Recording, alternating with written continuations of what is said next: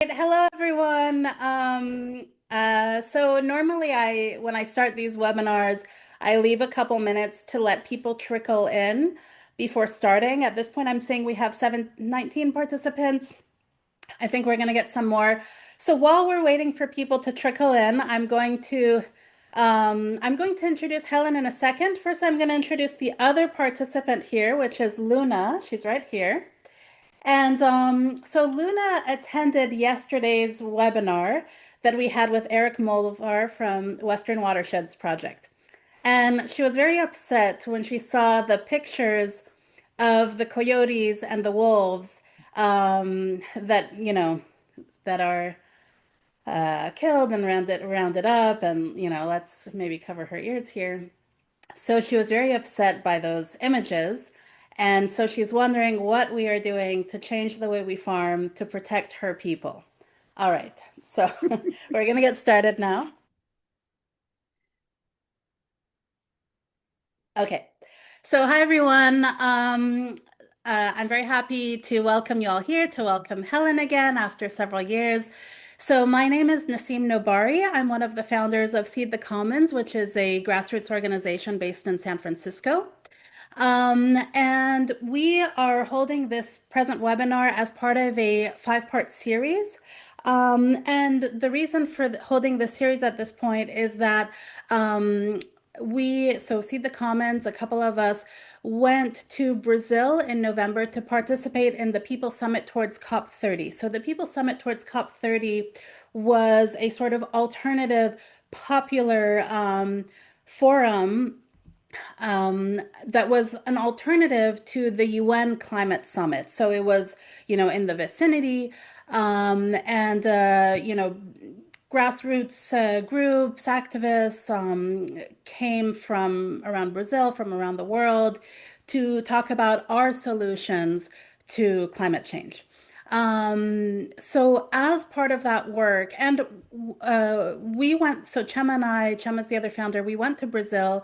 We participated in the summit. We participated in the climate march that took place on November 15th. And we also organized a solidarity action and climate march here in San Francisco. So as part of our follow-up to this work, we want to help people deepen their understanding of key issues around this. And next week, we're going to have a report back on the work in Brazil, but also these webinars, sort of merge it all together and see what next steps we should all be taking to address climate change. Now, Seed the Commons has always focused on transforming food systems because we see that as sort of the foundation of being able to address so many other pressing issues of the day, including environmental issues. At a summit like COP30, typically agriculture is not really spoken about, but it's really central to the issues I think most people at this point understand. And so we're faced with a number of problems where, first of all, agriculture is kind of ignored. But when you talk about climate change, when you talk about fossil fuels, it's really very central in terms sort of directly as in terms of like the emissions that come from our dominant models of agriculture, but also in indirect ways, agriculture is very important. Like, without, getting too much into that now, but when people can't make a living as farmers, they have to go work in other polluting industries, these sorts of things. So there are a lot of downstream effects from what type of agriculture we have. So we have an issue where agriculture often is just ignored. And so it is our responsibility to bring that to the table. But then the other thing is that when it's not ignored, you get false solutions from large companies such as Nestle and Bayer, who had their own event parallel to COP30 as well. So they bring their false solutions. And then in spaces like the People's Forum, you do get some talk about agriculture, thankfully. And people often promote agroecology, which we support. We promote the same. But what we're interested in is sort of going a step further and promoting a non-pastoral version of agroecology. And over the years, meeting people like Helen, learning from what various farmers are doing, we've seen that this has a lot of benefits. Um, And another sort of case of false solutions that we're facing now is also this idea that we need more grazing, which Eric Mulvar spoke a lot about yesterday, and we will put that up on YouTube. So that we believe is sort of like another dominant model really now, even though it might be presented as a niche model, but it's quite dominant, that is not conducive to addressing climate change.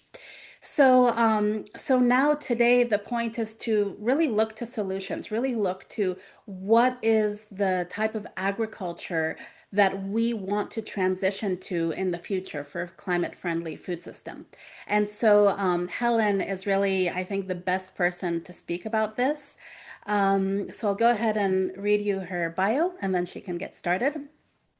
Helen Atthowe is author of the recently published book, The Ecological Farm, A Minimalist No-Till, No-Spray, Selective-Weeding, Grow-Your-Own-Fertilizer System for Organic Agriculture. She owned and cooperated with her late husband 3 certified organic orchards and vegetable farms ranging from 30 to 211 acres in 3 Western states. She currently does on-farm, cover crop-based, reduced tillage soil and natural enemies habitat building, sorry, I messed up that sentence. She currently does on-farm, cover crop-based, reduced tillage soil and natural enemies habitat building research on her farm in Montana. Her on-farm research includes ecological weed and insect suppression systems, managing living mulch and cover crop residues for optimum nutrient cycling, and growing your own fertilizer that multitasks as habitat for beneficial soil microbes and insects. She is a contributing writer to the Organic Gardener's Handbook of Natural Pest and Disease Control and served as a horticulture extension agent in Montana for 17 years, where she annually taught an organic master gardener course and ran an IPM program for farmers, nurseries, and landscapers.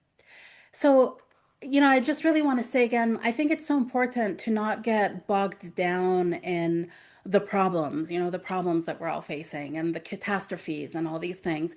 And it's important that we focus on agriculture, but I think that what really can bring us a lot of hope and also help us focus our attention and, know what steps we should take as activists, as organizers, as farmers, is that the solutions already exist. We're not, people like Helen aren't talking about hypotheticals of maybe in 5 years they could do such and such, but they're talking about things that they have been doing, that they have been researching. And so I think that it's really just a question of learning, amplifying their voices, having these sorts of alternative events where we can put forth our own solutions, and then seeing what steps we need to take to transition to a food system that benefits all.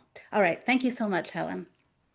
Thank you. It's an honor to be here. I'm going to share my screen now and tell you that I have really appreciated all the work that you've been doing and the chance to be here today. Thank you. So it's been a long journey for me, actually, to come to the way that I'm farming now, and it took a lot of experimentation and not always being successful. But I've been a fruit and vegetable grower now for about 40 years, and I want to talk about the journey to get to veganic farming and what I call ecological farming. There's a lot of terms out there now: regenerative organic, organic, veganic, stock free. I call myself ecological at this point, but I am definitely farming veganically. So let me move along to this journey with the 3 farms that we've been quite successful with. First, of course, I am going to have to start about where we're coming from, a little bit of negativity to begin with, and then we'll get into exactly the solution. So, overproduction is still the vision of modern farming, where we're trying to make more and more money, and it's all about yield. And to do that, there's lots and lots of off-farm inputs and lots of petroleum and fuel. So the problem is that while modern agriculture and even the organic farms and farmers that I know try to make things more simple, easy, fast, using lots of mined earth, water, and fuel resources along the way, meanwhile, chronic diseases are the leading cause of illness, disability, and death in the US, and 6 in 10 Americans have at least one chronic condition. So I have a bunch of questions about how we're farming. Is our food system keeping us healthy? Can we eat and farm well without destroying the homes of other organisms with whom we share the planet? These are some of the wildlife that are my friends and buddies on some of the farms that I have been farming on. And can we farm without destroying our environment, mining for fertilizer, like this rock phosphate mining? So without mining for minerals and without over fertilizing our farms, here's surface water nitrogen pollution. And can we farm without abusing animals? Here's a CAFO, a concentrated animal feeding operation. I took photos of when I lived in Eastern Oregon. This is just over the border in Idaho on a dairy operation with 3,000 cows. And can we farm without the pollution downstream from those concentrated agriculture feeding operations? So I've been an organic farmer for 50 years. We're kind of at a we have a lot of organic farming organizations that have been around for a long time now, and we kind of have all thought that this was the answer. But now some of us, many of us, are worrying that the original vision of organic certification might be threatened. It's still much better than chemical agriculture and industrial agriculture, but is 2,000 acres of organic monoculture carrots sold at Walmart part of our vision? Well, I think that there might be another answer. But again, for 40 years, I've been taught an organic farming vision that included lots and lots of tillage, animal product fertilizers, and zero weed, insect, pest, and disease organism tolerance.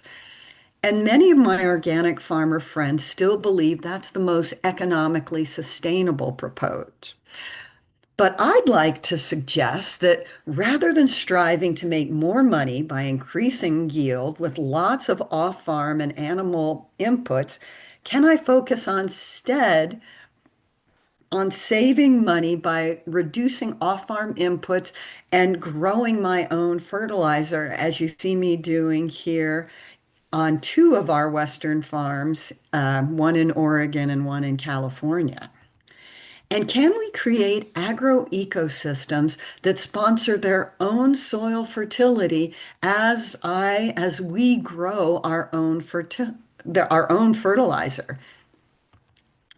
And can we create farms that sponsor their own pest suppression so that we don't have to bring in and use a lot of chemicals creating or pest management control products? And finally, can I eat my own highly nutritious food that also saves me money by just keeping me healthy and out of the medical system?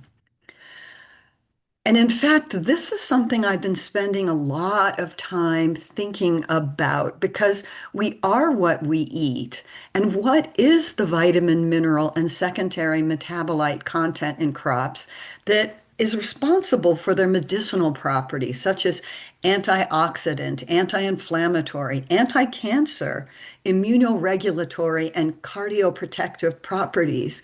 And most importantly, what I believe now is, can my farming practices affect these contents?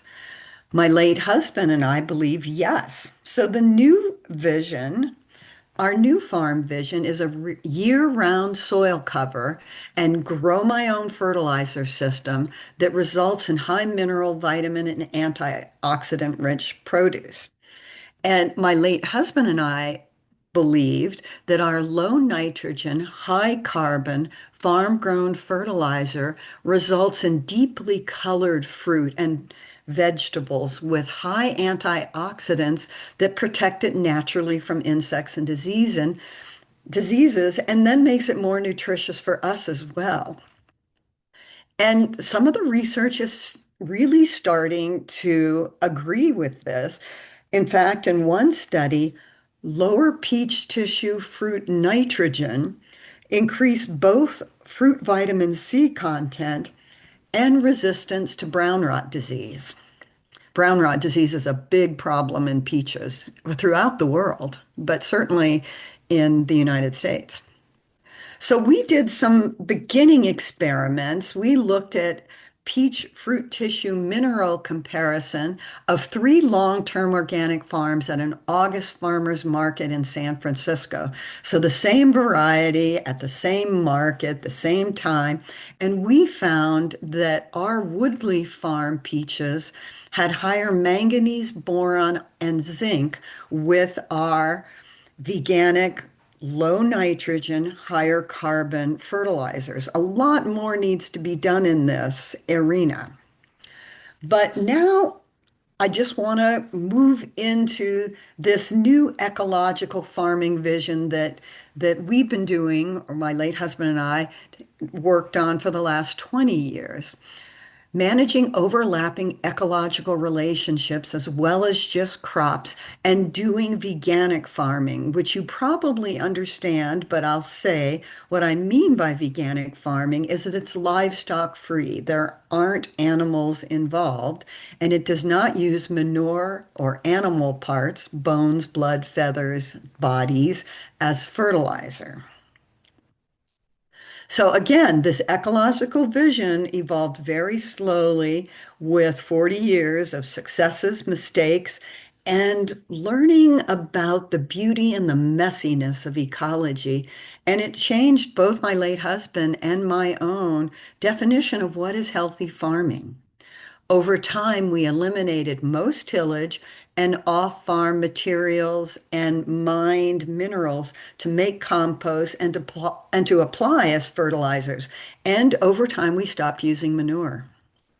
We evolved low input, reduced tillage, soil and habitat building systems in which nutrient cycling, weed and pest suppression strategies all overlap. So here's my farm in Montana, and I used a legume living mulch soil cover in between the crop rows. Meanwhile, my husband to be had brilliantly already figured out that he wanted to have grass, legume, weed, multi-species living mulch cupboards in his orchards. So when we met and married and started farming together, we came up with 10 principles for managing ecological relationships instead of just crops.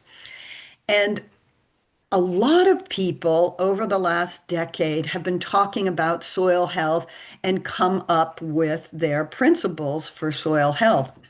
The first three that we have are very similar to most of those principles.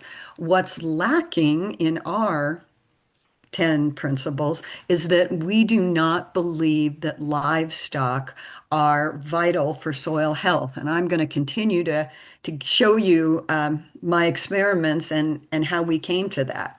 So first, feed the soil microbial community with as much crop and ground cover, root and whole plant above and below ground diversity as possible.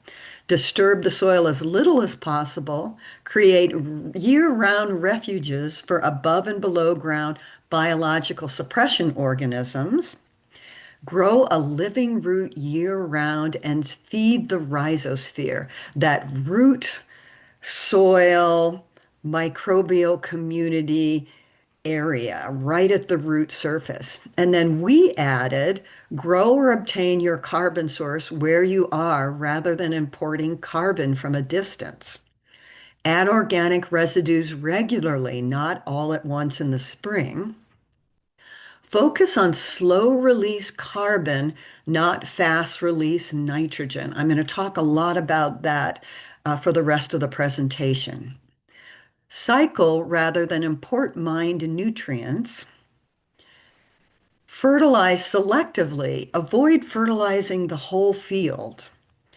Weed selectively. Choose a ground cover and chop and drop what you consider to be weeds, what's competitive with your crops. And finally, maintain and create wild habitat as close to crops as possible. And as we applied these principles on our farms, we found that increased diversity and abundance of wildlife and biological suppression organisms at Woodley Farm strengthened what we call the immune system of our agro-ecosystem. So our habitat and soil building system led to both crop health and pest suppression. And suppression is really vital here because if you kill everything, you inherit its job. Anytime you kill anything in the system, you inherit what it was ecologically doing. And creating habitat as close to crops as possible led to earlier and increased numbers of predators and parasites. So we found no lag time between pest outbreaks and natural enemy buildup.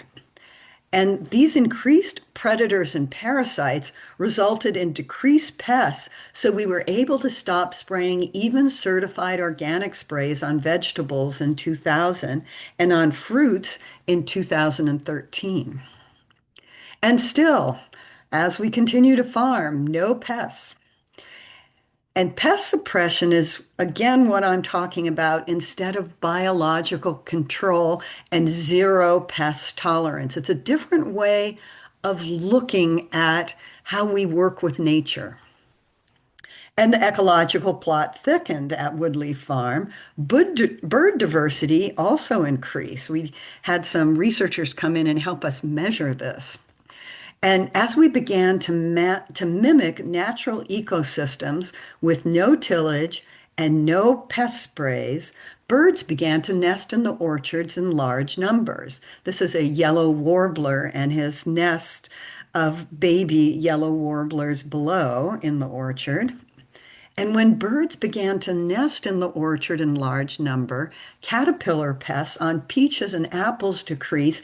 Even the biggest pest on apples and pears in the entire world, codling moth.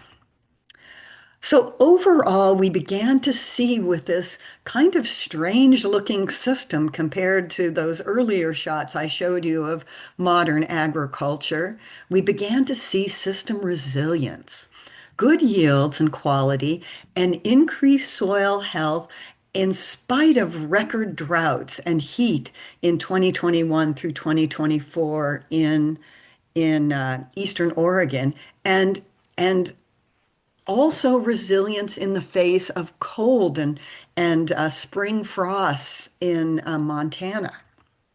So I want to get into the details now of how I'm farming and how I got there. I want to take you along my organic farming journey and ecological consciousness evolution because when I started out, I was told that we organic farmers could never get enough nitrogen to get good yields, and we'd never be able to compete with conventional agriculture and chemical fertilizers. So I've been kind of addicted to nitrogen for a long time, and I want to show you my journey to overcome that and become a veganic farmer because honestly, that's what the main reason is that many people are afraid of veganic farming. They really don't think that as organic farmers that we can get enough fertility without having animals in the system to increase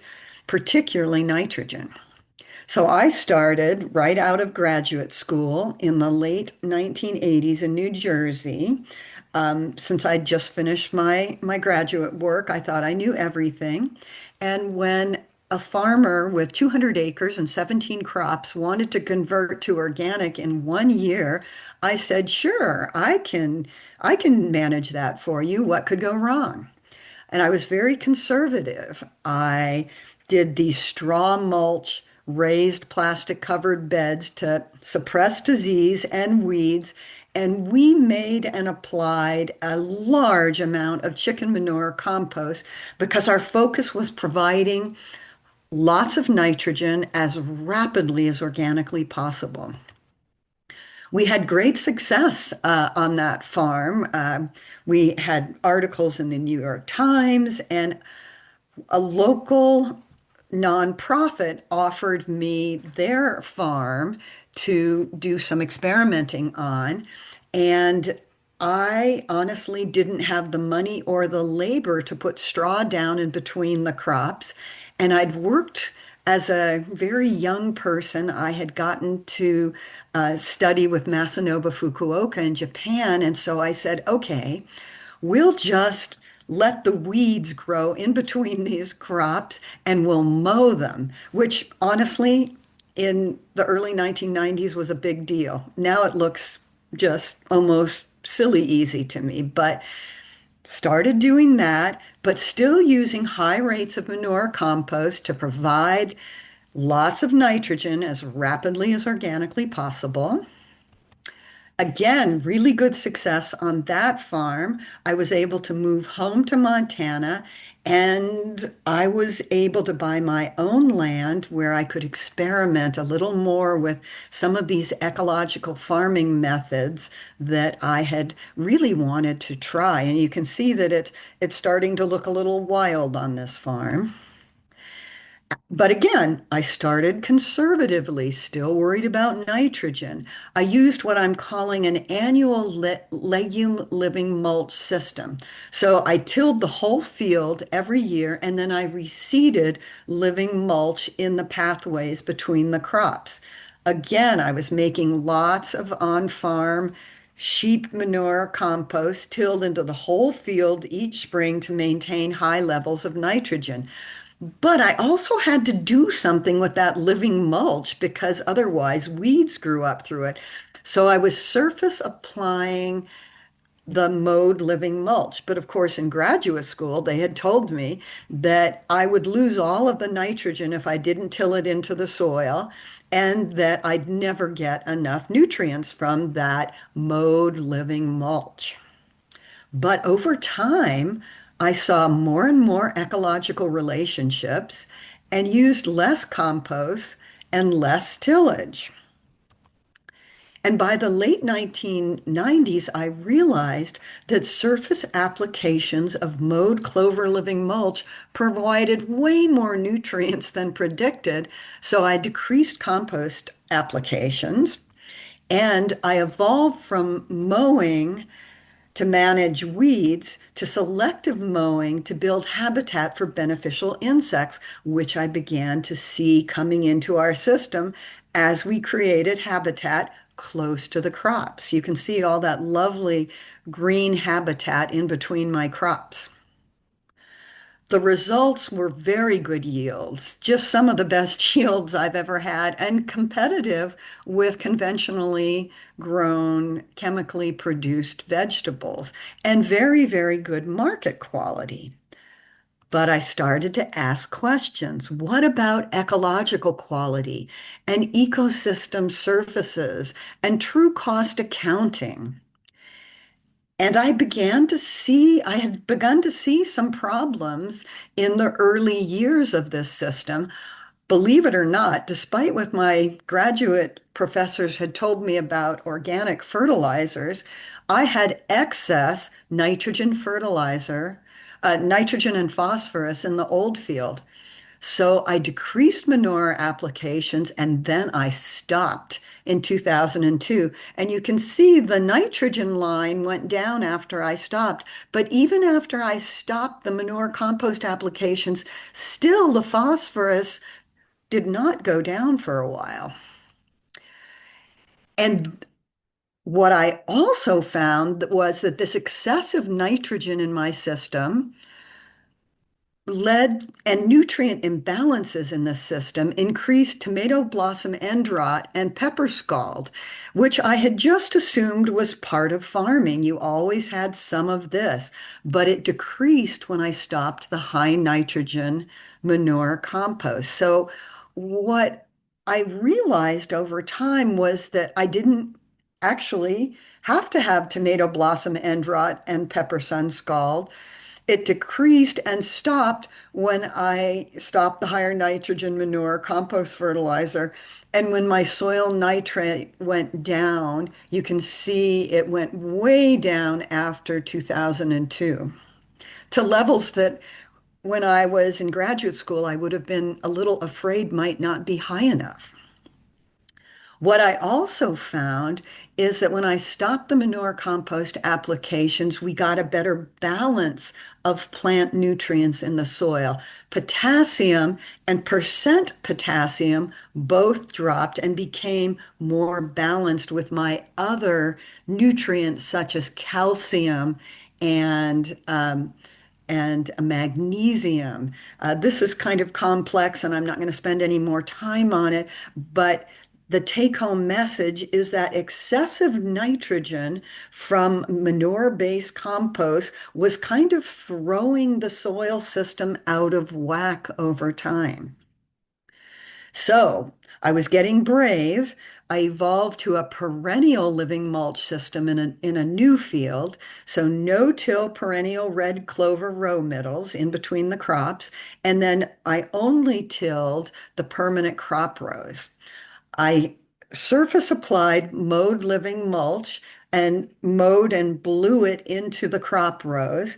And I used locally sourced alfalfa meal in the crop row only. And you can see it's starting to look pretty wild. And some of my friends said they couldn't tell where my crops started and where the living mulch started and which was living mulch and which was crops. But fortunately, I took long-term soil tests and I did lots of experiments. And so over time, I was able to compare these fields with different approaches. And in the old field where I had the annual living mulch and the manure compost, we saw huge increases in soil organic matter, up from a little over 3% to almost 6%. They went down a little bit when I stopped using the manure compost and then got, back to where they were.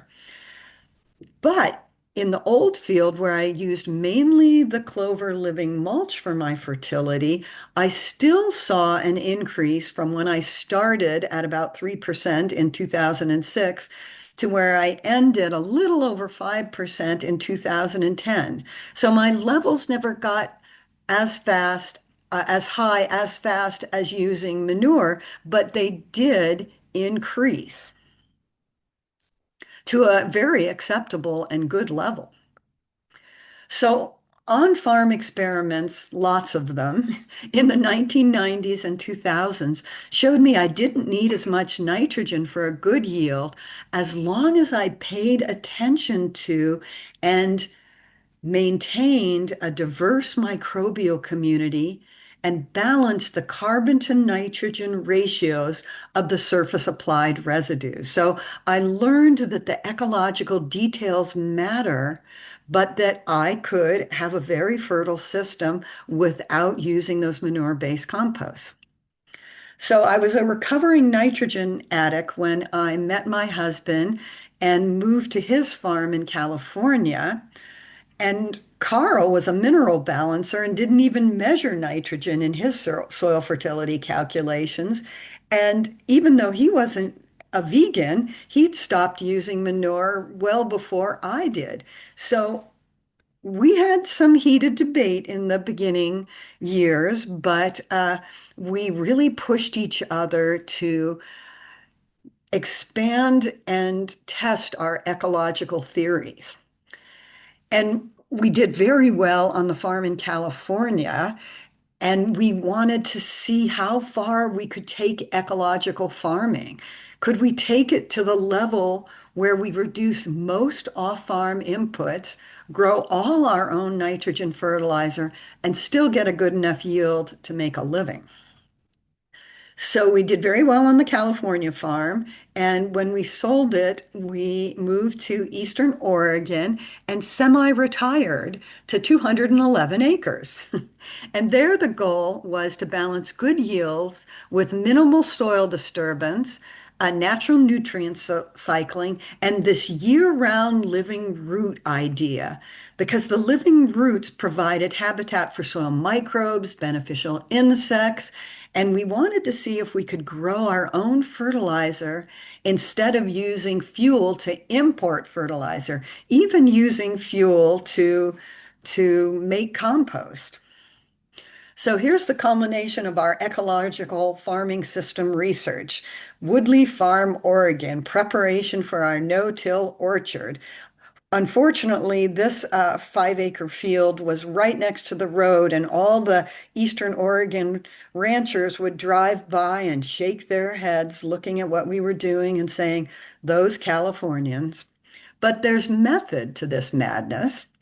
This perennial living mulch, it was a 50-year-old hay pasture, and it had many species of grasses and red clover and white clover and alfalfa.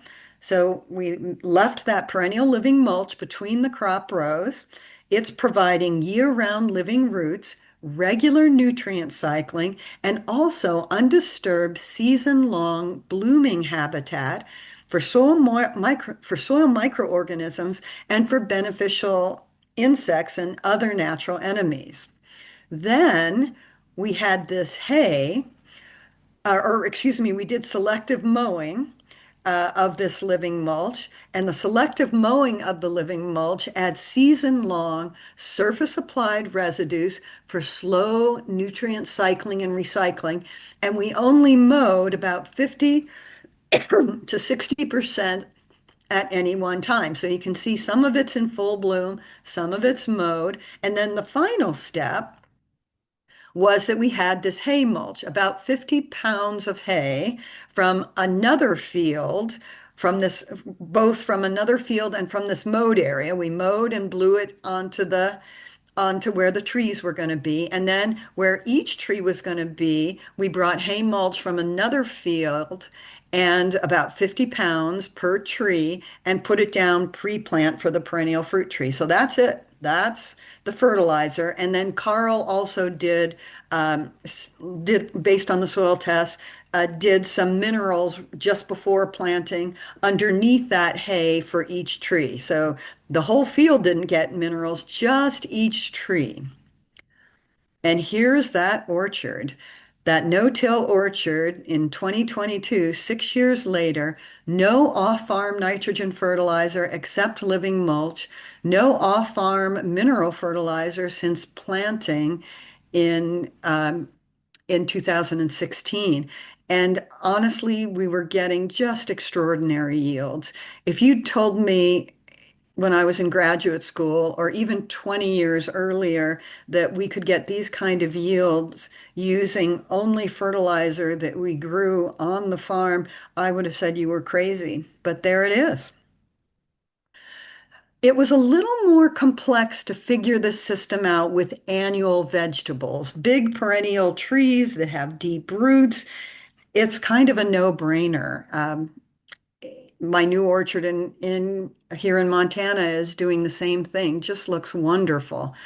But when we tried to grow all our own fertilizer for vegetables, again, a little complex. So here's the strip-tilled vegetable crops, almost no off-farm fertilizer, a little bit of alfalfa meal applied in the row for heavy feeders. We are able to do no insect or disease sprays. And here's the lovely thing, minimum and selective weeding. So I don't spend a lot of time weeding anymore with this lovely system. No spraying for insects and diseases, saves materials and labor. Minimal weeding labor.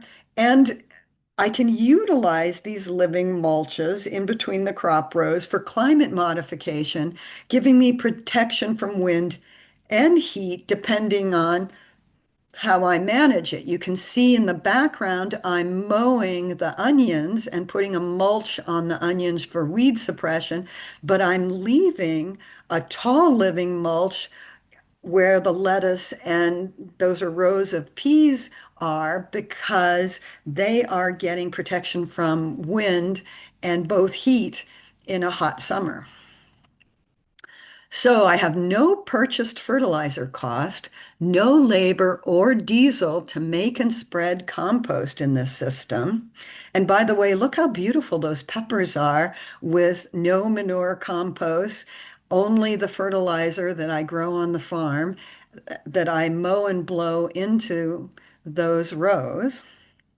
And I'm stacking ecological function, the labor and the diesel for both selective mowing and mulching, multitasks as both our nutrient cycling and insect disease and weed suppression strategies. So even the fuel that I am using is being used for many different farming strategies all at once. So at this point in life now, nitrogen is less a crop requirement and more a symptom of effective, balanced, and active soil microbial activity that leads to optimum organic residue decomposition and nutrient cycling. That's the key to my systems that I'm developing and creating as I continue to experiment. And nutrient cycling, this kind of grow your own fertilizer, this kind of nutrient cycling works in a synergistic manner with an effective insect and disease pest suppression system, allowing me to not spray even certified organic materials. So now I'm farming with only cover crops and living mulches to maintain a living root year round. It's starting to look a lot wilder than it did in 1992, but I'm still getting good yields. Those are the carrots I picked this fall. So it's really key, as I mentioned, to have this growing root, because this undisturbed living root, or many diverse undisturbed year-round living roots, create root exudates and habitat for microplant insect interactions. And so here we are with the roots of the plants and the microbes all around the roots in that rhizosphere, that root soil microbe area. They are doing things for me like nitrogen fixation, bringing nitrogen from the atmosphere into my plant and soil system. They're helping with nutrient uptake so that you don't have to have as much fertilizer because the microbes are making it more, are using it more effectively and bringing it to the plants, and biological control, just among a few of all these different things that are happening when the roots exude carbon and other signals to communicate with all of these microbes. And over time, my late husband and I realized that these root exudates from living roots diversify and prime the nutrient release soil microbes in my soil to speed decomposition in my reduced till high residue system so I can get away with all of these high residues that other farmers are a little afraid of. So to conclude, what's come of all of this experimentation and moving from being a what I call conventional organic farmer to an ecological veganic organic farmer is that we have this ecological farm vision. Sun-powered plants collect and recycle plant nutrients, feed the soil food web, the soil microbial community, and build habitat for pest suppression organisms. Managing these ecological relationships rather than just crops and force feeding them fertilizer fosters soil and habitat building that results in crops higher in human healthy antioxidants, which in turn help crops suppress diseases. And suppressing rather than killing all the insects and fungi and bacteria in my system allows native pollinators and natural enemies to flourish and even decreases human and soil microorganism exposure to toxic chemicals, even to some of the caustic certified organic pest control materials we used to use 20, 30 years ago, such as copper and lime sulfur. So this agro-ecosystem grown mineral, vitamin, and antioxidant filled fresh and healthy food we end up with makes us healthy and resistant to disease and stress. And back to climate resilience, we don't destroy other people's land or use lots of fuel to mine and import fertilizers for our farms and crops. So, in the end, a veganic farming future can start small and become a soil and habitat revolution. Here's one of my favorite veganic gardeners with their raised beds using grass clippings and food waste compost, using a legume cover crop and fall leaves in between their crop rows. With that, I'm open to comments and questions and anything anyone wants to talk about. Thank you so much, Helen. We already have quite a few questions. So just a reminder to everyone, if you have questions, put them in the Q&A, not in the chat, because it's easier for us to follow that way. And also, I put in the chat a link to Helen's website, veganicpermaculture.com. Do you have a different one now? Is that still your website, Helen? I put a link to Veganic Permaculture. It is, and I do need to say that I'm embarrassed to say I have not kept the website up at all. So I don't have any of the new Montana farm stuff. I saw somebody in the chat said, where do you find the energy? Thank you so much. I lacked the energy to also do to make my website come to all the new things that I've been learning. And I have been doing a lot of presentations everywhere. So I've kind of been busy with that. So yes, the website's there. Is it up to date? No. Well, I also put a link to your book. So, that's also something that people can buy and get sort of a full view of that. So, definitely I recommend doing that. So that's in the chat. So I'm going to go ahead and read some of the questions. Okay. All right. So from Norma, I have heard that organic gardening is more labor intensive in parenthesis weeding. Seems like the result of veganic by your method might reduce labor. It definitely did. Honestly, that system I just showed you, I was mainly doing that after my husband passed by myself. And so I really what stopped was weeding. You can't get rid of you can't get rid of harvesting, but by golly, I could stop weeding. And sometimes I could have weeded a little more. And again, I'm learning, and the experiments I'm doing here on the farm in Montana is what crops can I get away with not weeding at all, perhaps, and just mowing and blowing that living mulch into them to suppress weeds. And what crops are babies and need to be, spoon fed a little bit more and that I need to weed. So yes, I use very little labor. Um, it's mainly all about harvesting.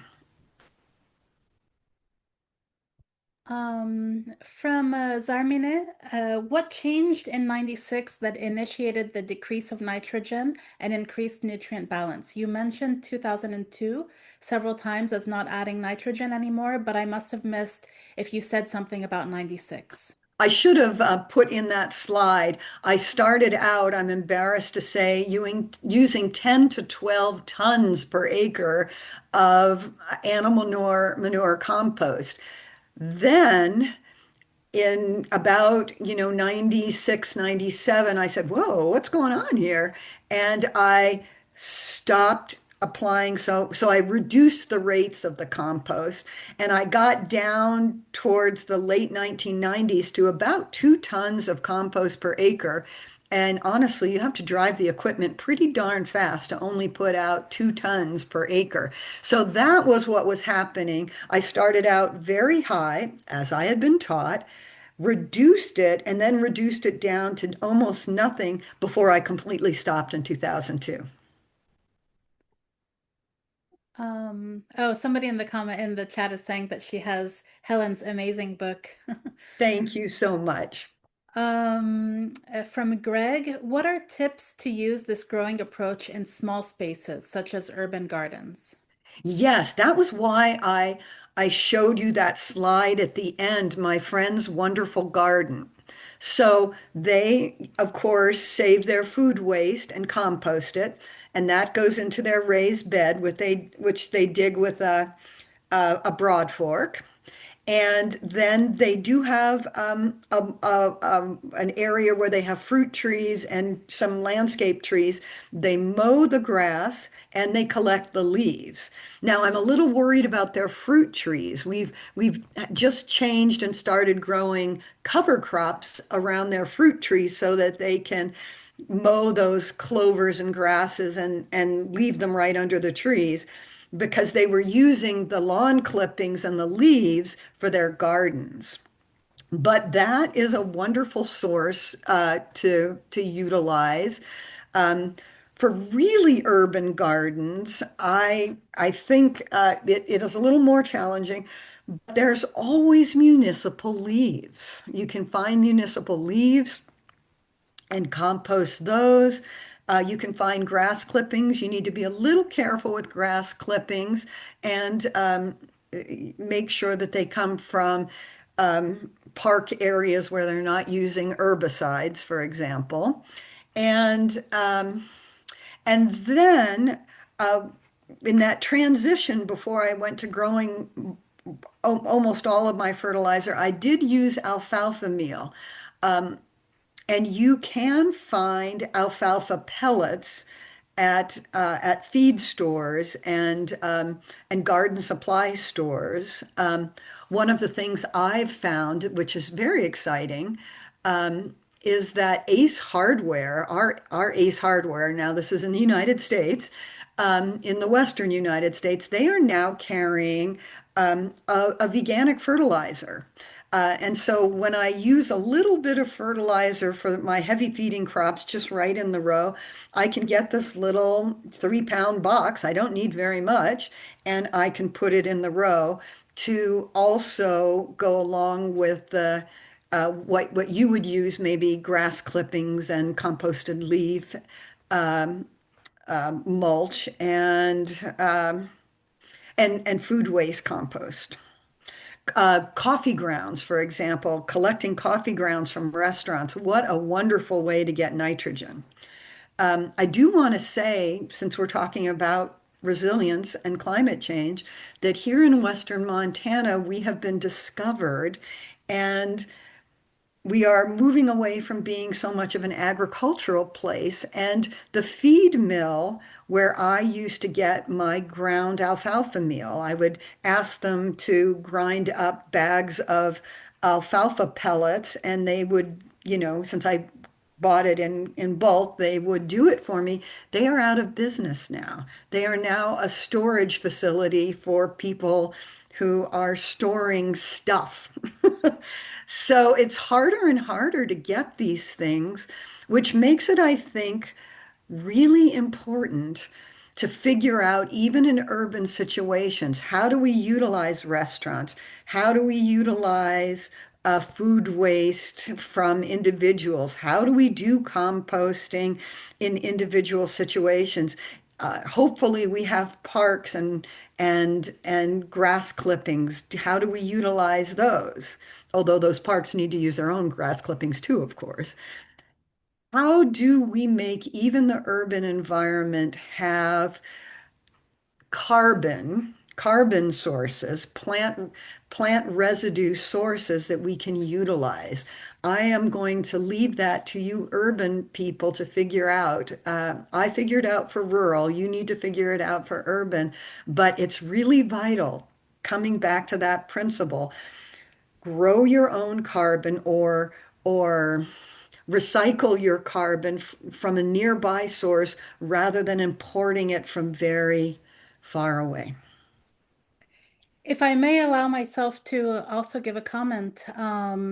So when we went to Belém, the title of our talk that we gave again here had to do with just transition. There were different axes in the summit, different sort of thematic axes. And so we were in the just transition one. And so the idea of just transition is, we're going to have to make changes anyway with climate change. And how do we do that in a way that benefits workers, doesn't leave workers behind. And so I think it's important also to include farmers in this perspective and sort of bring together these various sort of struggles and issues, farmers, workers, and also to, use the word transition really to think about the transition that we need to do away from industrial agriculture towards ecological agriculture and so on. Um, but in any case, in this sort of moment that we're in, where it's very urgent for us to all be thinking about transitioning our agriculture, I think it's especially important for people in urban spaces to get involved in some way.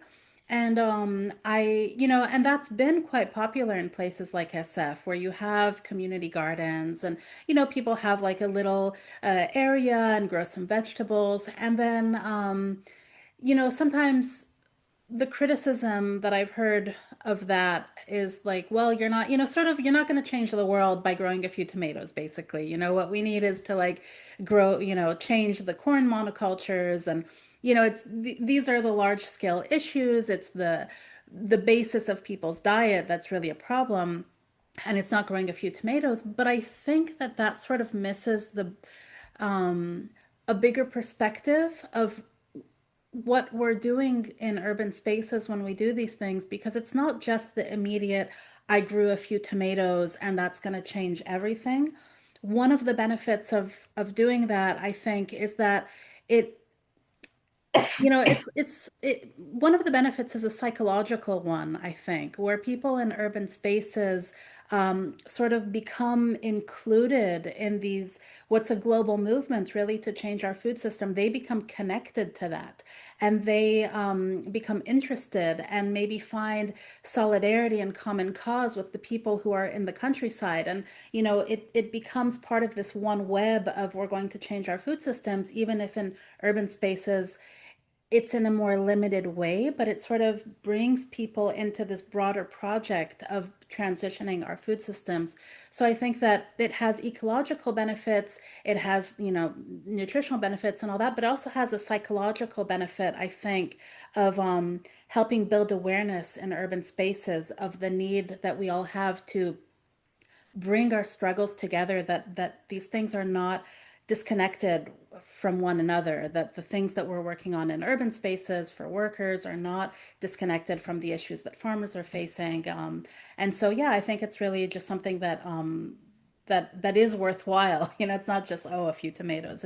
It's really worthwhile. So Helen, I'm going to read a question that is sort of Can connected. I Oh, can I just comment? I just returned, kind of excitingly. I was invited to speak at the Soils in the West conference. Can you imagine? In Utah, which I thought was a very conservative state, and there were very few women. I was one of the few women speaking, uh, but I was excited because the keynote speaker is a man from Indiana with 6,000 acres of corn, soybeans, and alfalfa. And his soil principles, except for using livestock, he does run livestock through, are very similar to mine. And he has been using cover crops within his corn and soybeans. And for the last 5 years has not used any fertilizer on his corn and soybean crops, just utilizing cover crops. And he's organic. There are a lot of non-organic farmers using cover crops too. And while I'm happy about that, I'm very unhappy about the herbicides they're using to manage those cover crops. So this is happening. This is happening. Anyway, go ahead. Next question. Well, this question is, I think, linked to the previous one, so maybe you can quickly address it as well. How can these principles be applied when you have to grow in raised beds and containers? Well, I'm actually, I've got a high tunnel, so I have a enclosed area. And what I am doing is at least seasonally, it's a high tunnel. I try to grow in all season, but I'm trying to have, some beds be for cover crops and some bed so that as I rotate and give areas a rest, they go into cover crop. And what I've learned I can get away with, excuse me, is if I grow something like Berseem clover, which is an annual, I can get it up.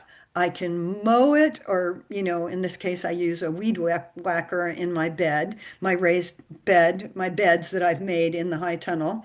I can leave it on the surface and let it grow again. And the second cutting, I take to another bed and use that as my mulch.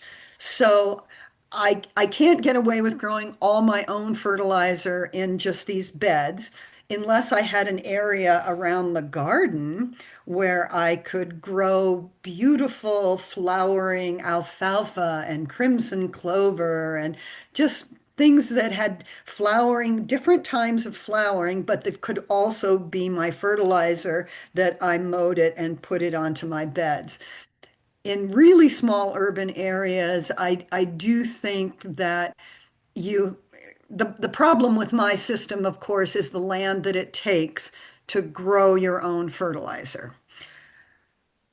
But I'm not using ghost acres. I'm not importing stuff from somewhere else that we don't think about. It's just a ghost acre. So, answer to that question is think about fast growing annuals like crimson clover, berseem clover. Um, some people really like buckwheat. If I do buckwheat, it's not doesn't give me quite as much carbon, but it can be a good one too to fit in between your crop rotations. I think that's probably the answer, as well as I'm still putting out that challenge in these urban, suburban areas. Where can you get a carbon source? This great farm in Ann Arbor, they are getting all of, not all of, but a lot of the leaves from Ann Arbor and the wood chips from taking down trees and branches and prunings, and they are using both the leaves in their beds and the wood chips in between their beds. And I thought that was a wonderful way of getting local carbon. I mean, they still have to truck it a few miles, but they're not trucking it miles and miles. Honestly, some of my young organic farmer friends here in the valley, they are all getting together and paying the freight together to bring organic fertilizers in from the Midwest. Can you imagine? That's where we are. We have so many questions. We'll try to get to as many as we can. Luckily, we scheduled a good long time. So from Greg, does the living mulch soil lose minerals gradually? And do you somehow replace those minerals? Boy, that's the excellent question. And my husband would, as a mineral balancer, would be worried about that more than I am now. So that orchard in Oregon, I am helping them do soil tests. And we did get to the point where we had to add after 9 years, let me think, 16, 17, 18, 19, 20, 21, 22, 23, 24. Yes. After 9 years, we had to apply some manganese. So mowing and blowing the fertilizer, I mean the all of the stuff growing in the alleyways or the the row middles between the orchard maintained most of the fertility, but some of the micronutrients like manganese had to be replaced. The I actually don't know the answer to that. I am still working on that.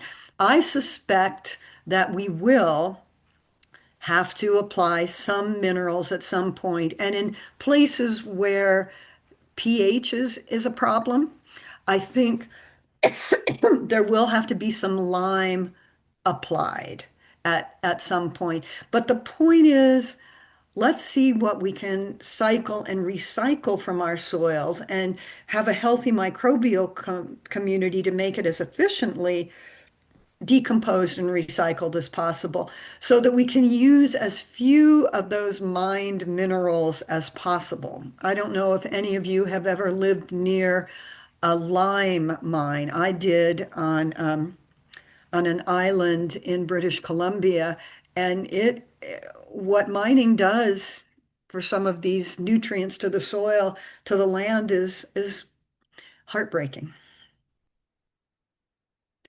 But yes, the answer to that question is hopefully I live long enough to answer that question. I don't have the answer now. I know I'm hoping, depending on where you are, 5 to 10 years between adding specific minerals that may have been depleted as you take the crop and sell it. So a question from Zarmine, how long of veganic, no soil disturbance, no sprays, etc. did it take for this biodiversity to increase enough for self-sustainability in terms of pests? Boy, that's a really good question. And um, I think I can get a stab at it because I've moved from several farms now. So on the Montana farm, I was, a little slow in my approaches. It took about, let's see, by 2000. So it took about 5 to 7 years. Here on the Montana farm, the first year I was shocked to see cabbage worms. I had never seen them. Well, I hadn't seen them in 20 years on my brassica crops. By the second year, my system had established. And I want to tell you my mistake on the Montana farm. I had this lovely field of alfalfa, one of the reasons I bought this land. And what did I have? I had blooming alfalfa, but it was only blooming for a certain part of the year. I didn't have sequential season-long bloom to support a diversity of beneficial insects. And so it took me diversifying the plant system in my fields before I was able to establish that ecological balance. So I think that depending on where you are in your climate and how much diversity of plant material you have, it's going to take longer if you start out in a degraded system with less diversity.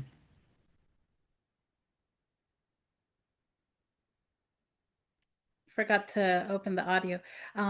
Okay, so from PTO Carpel.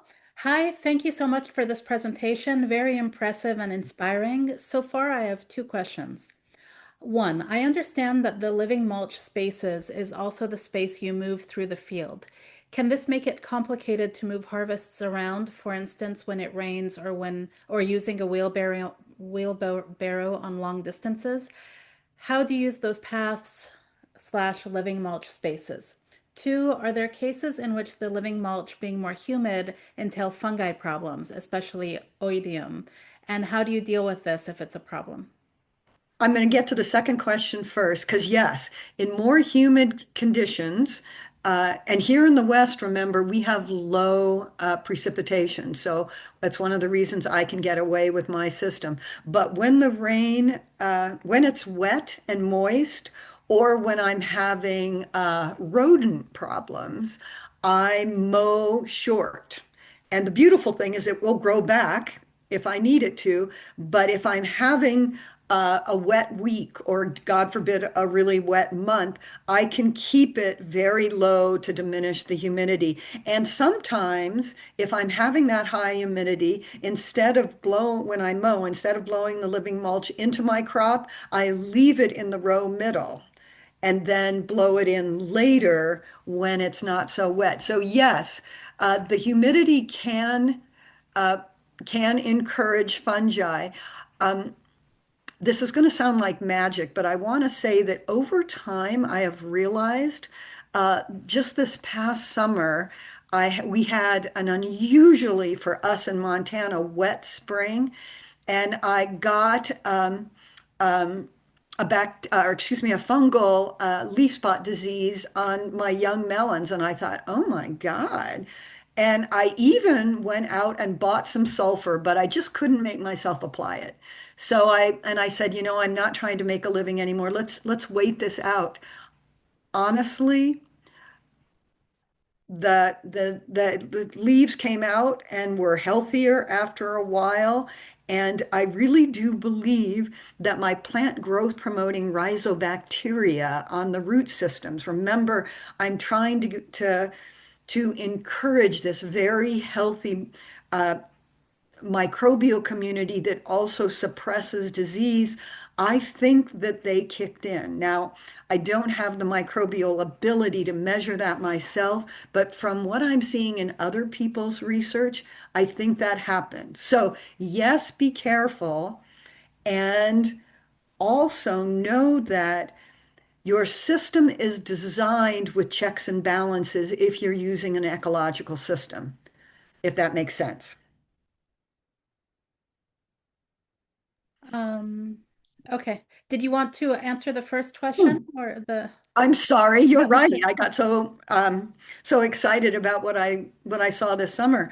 The first question, I'm sorry, could you remind me what it was? Sure. So I understand that the living mulch spaces is also the space you move through in the field. Can this make it complicated to move harvests around, for instance, when it rains or using a wheelbarrow on long distances, and how to use those paths or living Yes. mulch spaces? So in the beginning, in the early part of my journey, I I changed the crop row to the living mulch row every year, which was kind of like just growing a cover crop in place, wasn't it? So that's a really good system. And I got some of the highest yields I've ever had with that system. I've stopped using that, and now I do permanent row middles and permanent beds. But here's the plan. We started this in Oregon, and then when I lost my husband, we weren't able to finish it. What we had designed was a system where we had wide plant middles and and less wide rows, so that we were planning a 15-year rotation, 5 years in a permanent bed, then 5 years in part of the living mulch row, and then 5 years in the second part of the living mulch row. So we were having, my husband designed it. It was brilliant, actually. So we had this 15-year rotation, 5 years of not bothering and not changing or disturbing the living mulch, and having a permanent bed, and then giving it a rest and moving to the next places. So honestly, that's what I'm trying to do here in Montana now.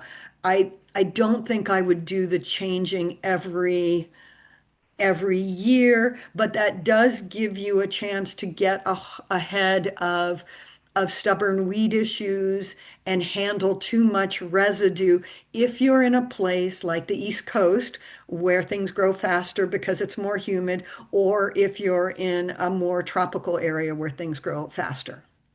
I hope that's kind of a long answer. I told you ecology is messy. All right. So a question. Oh, this person says, thank you so much for your answers. So a question from Magic Fergus. I am interested in producing plant protein, especially pulses. Do you have any experience with crops like lentils, chickpeas, or soy? And can your principles be applied to large-scale field crops like these? Yes, I didn't show you that data. we worked when we were in Oregon, part of the plan was to grow our entire diet. So, of course, we had to grow beans and grains. We were very successful with the beans, marginally successful with the grains. We were working on that.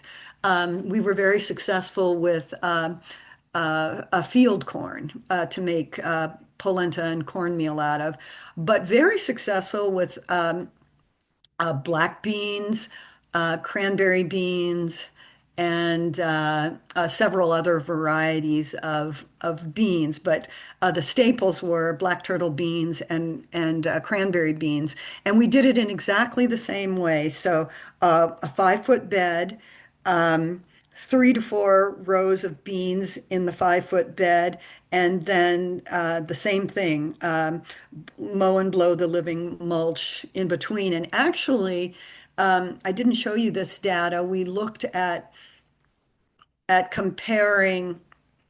We did a 3-year experiment where we compared just mowing and blowing the living mulch in versus, excuse me, plots where we also added an extra 4 inches of hay mulch from another part of the farm that we added every fall.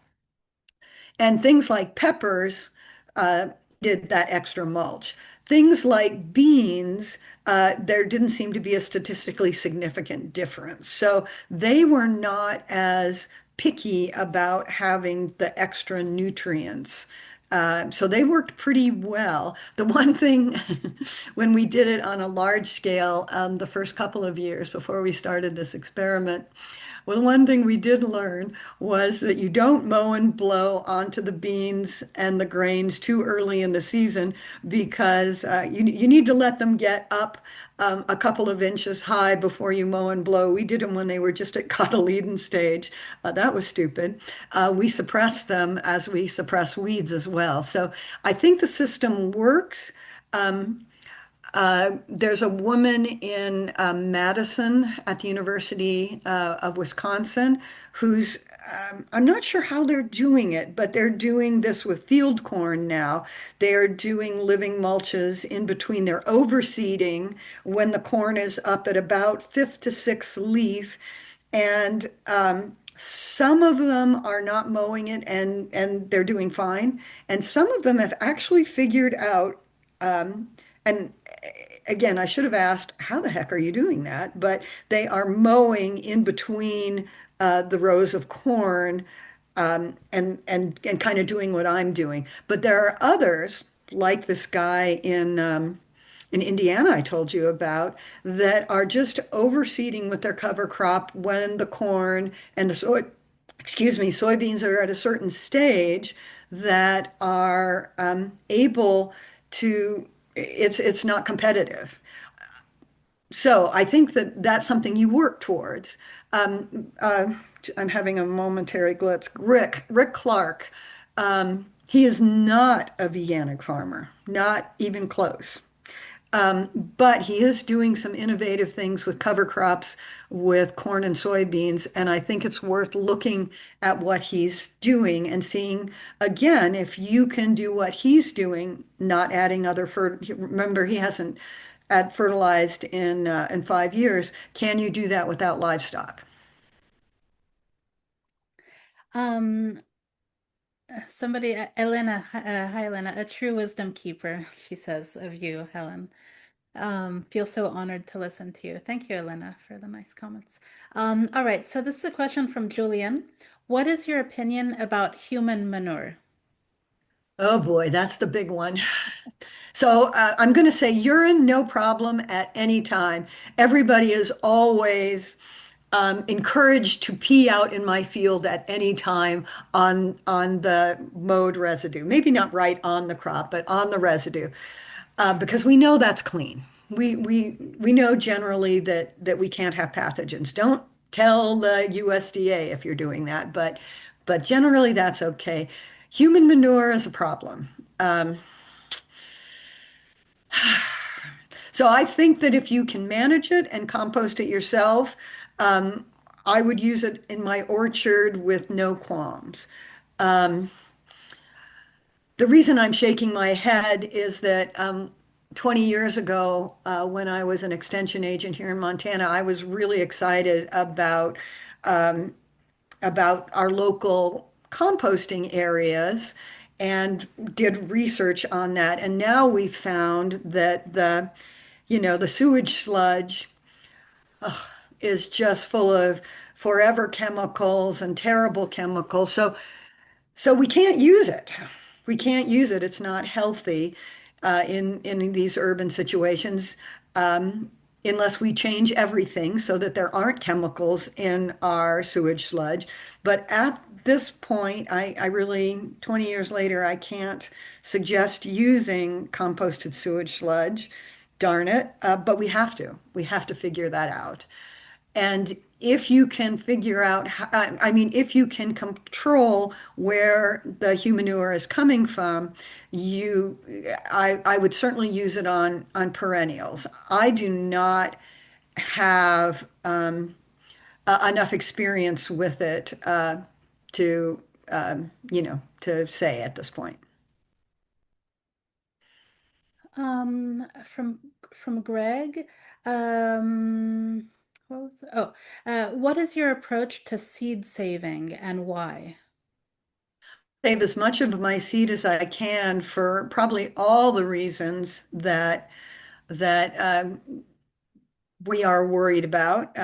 We have monopolization of our seed companies, number one. And number two, some of the varieties I really like, I can't get anymore. But here's the most important thing. Remember, I said the ecological details matter. As I create these more competitive plant-based systems, I'm developing land races of seeds. So I'm creating plants that can work well with a low nitrogen, higher carbon system and are microbially um, are used to this high microbial system too that I have. So I need the genetics and probably I need some of the microbes on the seed. So I'm saving my seed because I think it's an important part of my ecological system and because it's really hard to get good seed. Do I say use all my own seed? No, I bring in some, I'm always testing different varieties, so I bring in some as well. But my staples, yeah, like my beans, my cranberry beans, I've been saving now for 20 years. All right.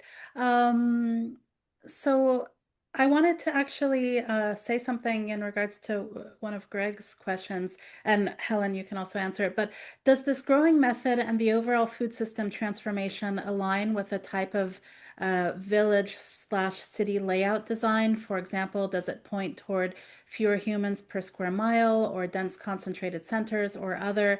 And Greg, I don't know if you were with us last weekend, Sunday of last weekend, the presentation that Chema and I did. Uh, what was it called? Regeneration, reforestation, and lessons from Mesoamerican indigenous tradition for a just transition. But Chema spoke a little bit about um, the basically what agriculture and urbanism looked like in Mesoamerica before colonization. And so he spoke a little bit about how the system there, which was veganic, right, was supporting a very dense urban population. And so he introduced that because he wanted to point out that we have these notions that necessarily, sort of urbanism brings certain problems. And he wanted to say that that's not necessarily the case. Maybe it's the way that we're growing food.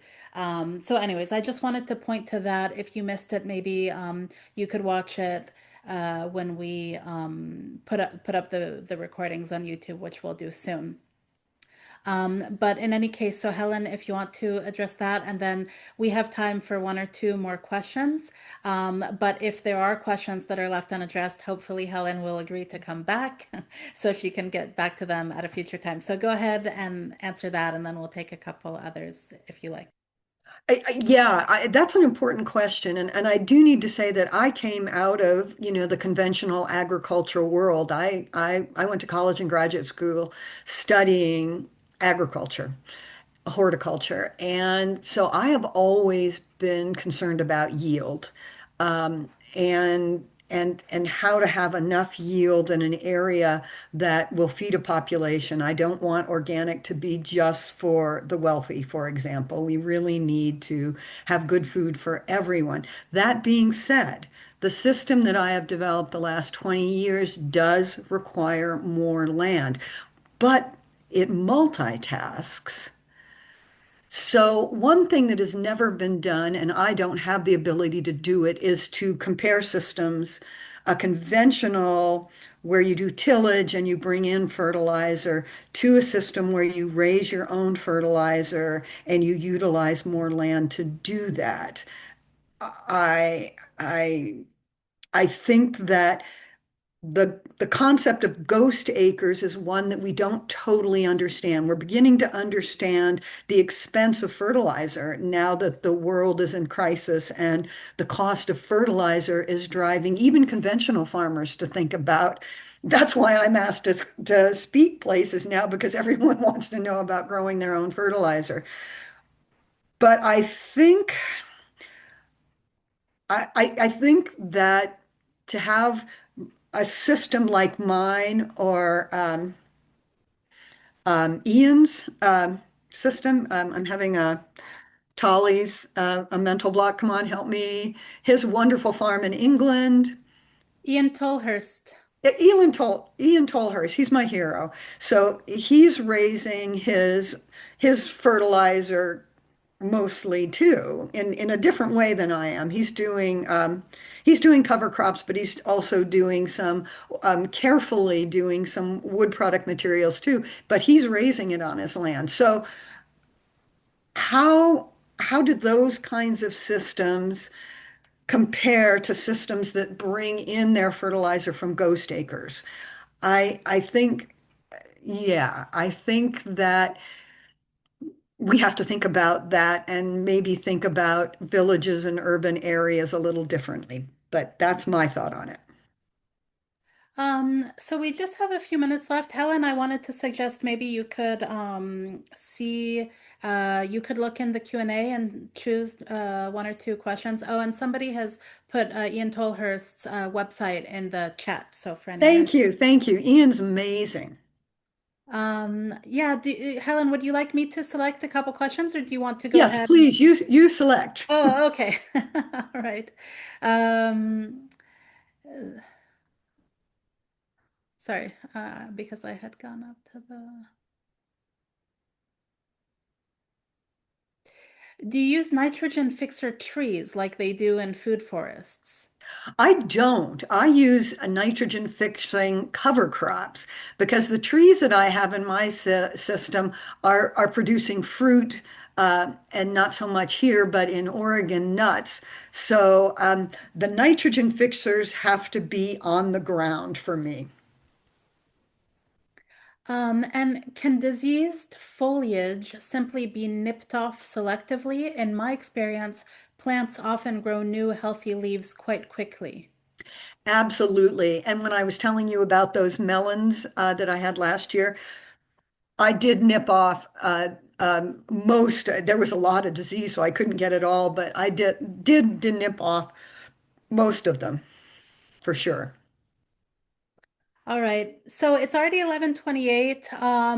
Should I do one more question? What do you think? Sure, I am have plenty of time. Okay. Um,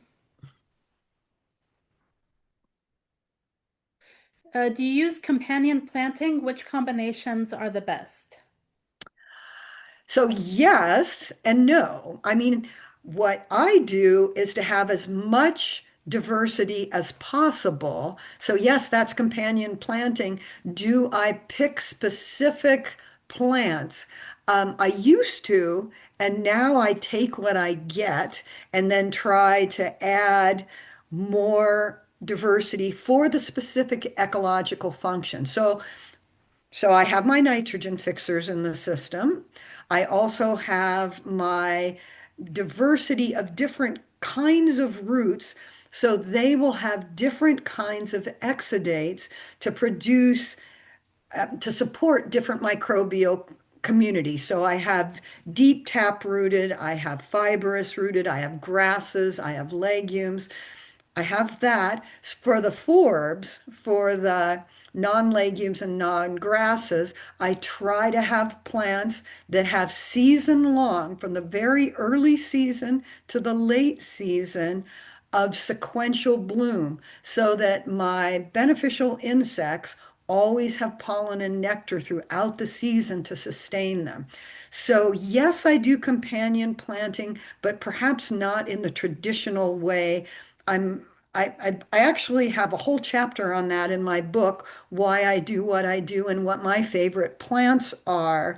But it comes down to this, to those main things. What are they doing to the microbial community in the soil? What are they doing for that community? What are they doing for the above ground beneficial insects as well? And what are they doing for nutrient cycling? So based on ecological function, yes.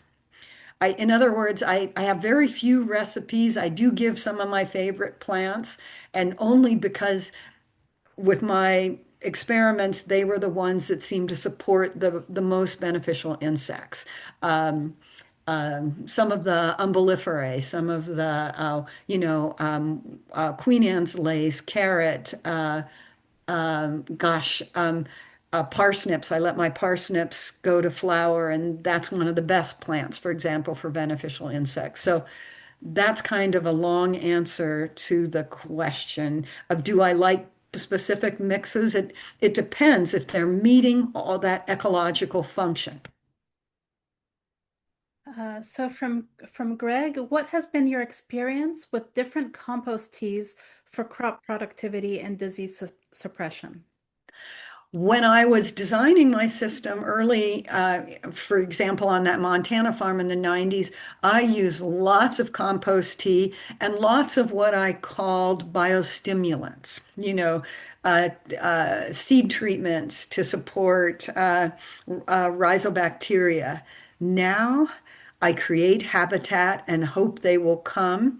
If I had a disease problem that maintained itself, I would go back to using compost teas. I'm a believer in compost teas.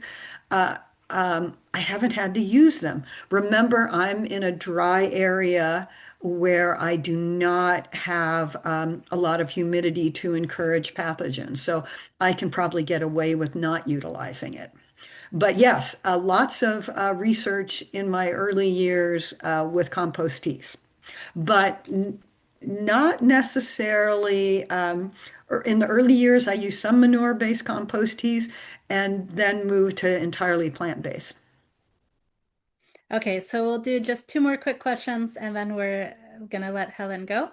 So have you tried or heard of anyone, uh, sorry, have you tried or heard anyone try if using these to use these principles against ultra invasives like tree of heaven and even a hibiscus that flew into my garden and now I have trees sprouting everywhere. Thank you.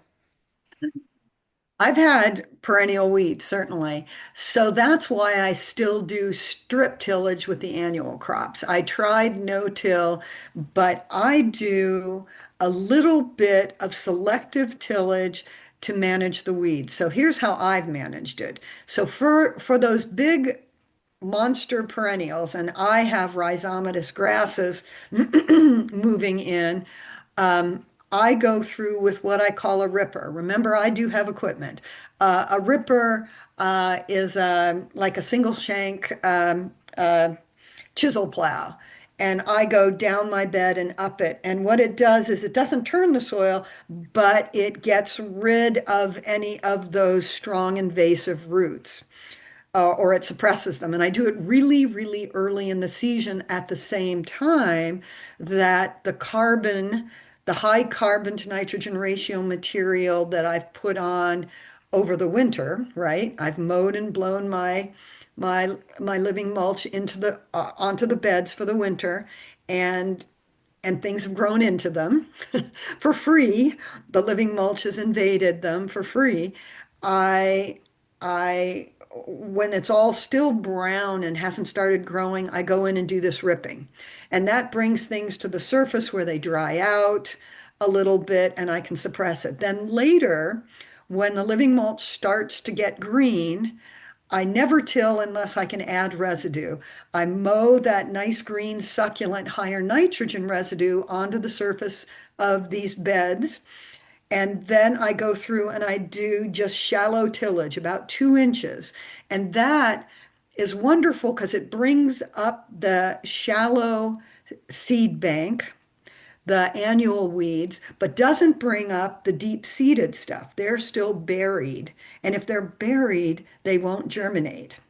So basically, um, I till it and then bring that to the surface so it can dry out.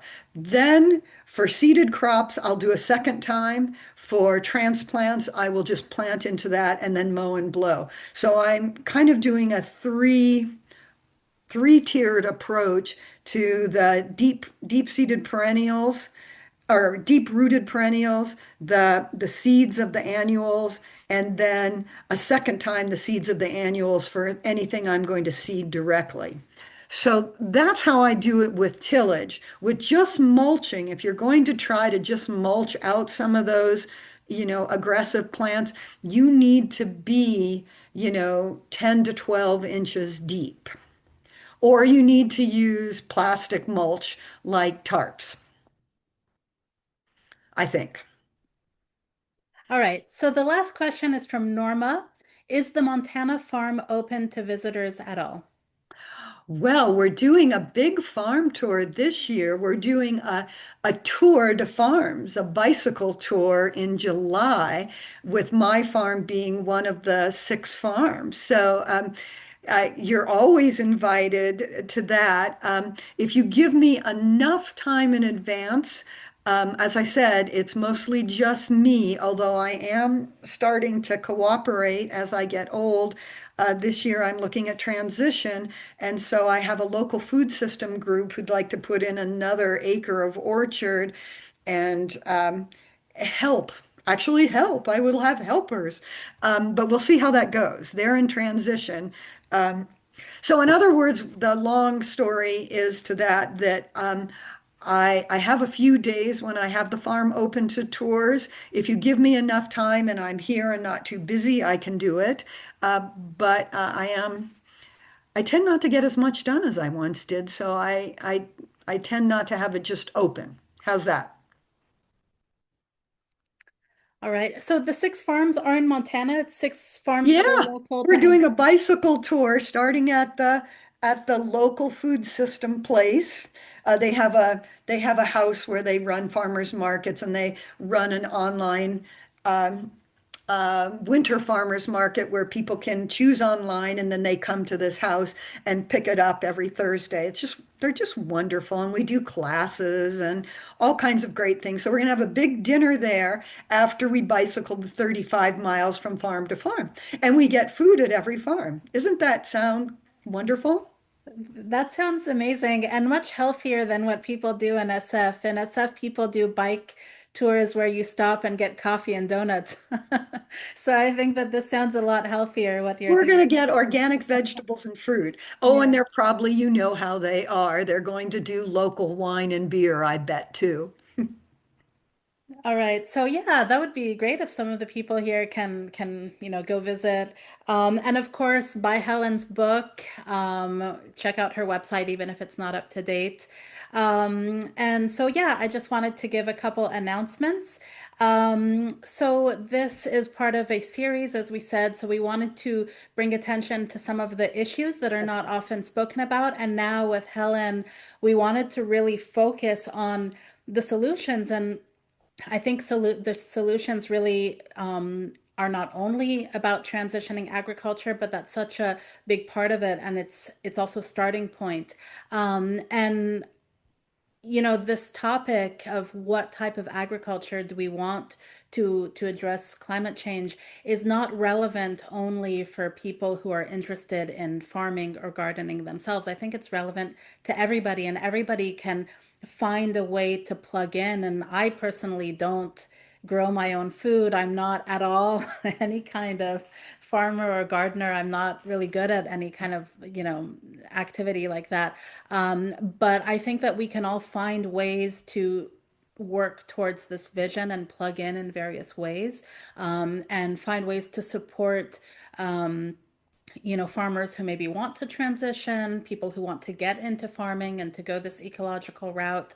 So I think that it's really important that we all sort of help spread this model of what our food system could look like, regardless of how we personally choose to plug in, because there's really a role for everyone to play in this.